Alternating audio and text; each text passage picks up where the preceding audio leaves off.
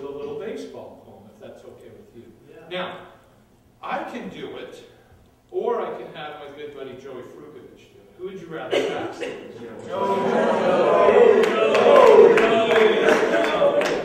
Everybody loves Joey. Nobody loves me. That's okay. I'll deal with that. And then if I screw it up, it's all on Joey, right? It's his fault. So think about this and how it applies to chances in life that we take.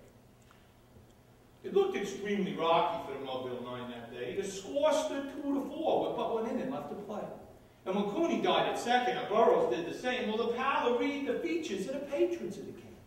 A straggling few got up to go, leaving there to rest, with the hope that springs eternal within the human breast. For they thought, if only Casey could get a whack at that, why they put even money down with Casey at the bat.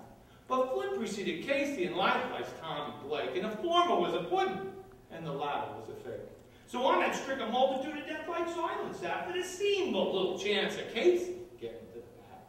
But Flynn let drive a single to the wonderment of alls, and the much-despised Blakey tore the cover off of the ball. And when the dust had lifted and he saw what had occurred, there was Blakey, safe and sound, Flynn hugging third.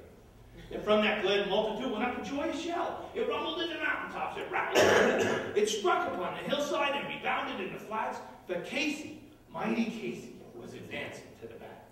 There was ease in Casey's manner as he stepped into his place. There was pride in Casey's bearing and a smile on Casey's face.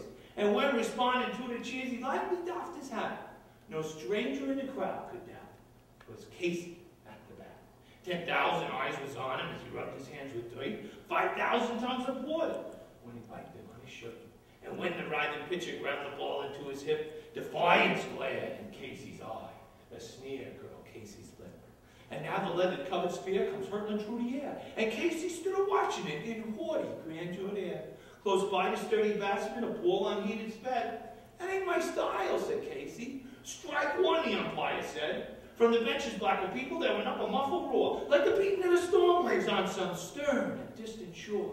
Kill him! Kill the umpire, someone shouted in the stands, and it's likely that he killed him had not Casey raised his hand. With a smile at Christian charity, great Casey's vision shone. He stilled the rising tumult. He bade the game goes on. He signaled to the pitcher, and once more the spheroid flew. But Casey still ignored it, and the umpire said, strike two. Fraud, cried the man in thousands, and the echo answered, fraud. But when scornful look from Casey, and the audience was awed. They saw his face grow stern and cold. They saw his muscles strain, and they knew that Casey wouldn't let that ball go by again. The sneer is gone from Casey's lip. His teeth are clenched in hate.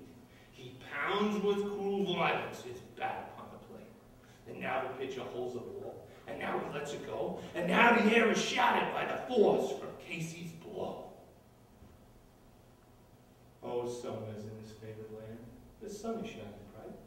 A band is playing somewheres, and somewheres hearts are light. And somewhere men are laughing, and well, somewhere children shout. But there ain't no joy in Mugville, for mighty Casey has struck out. So there you go.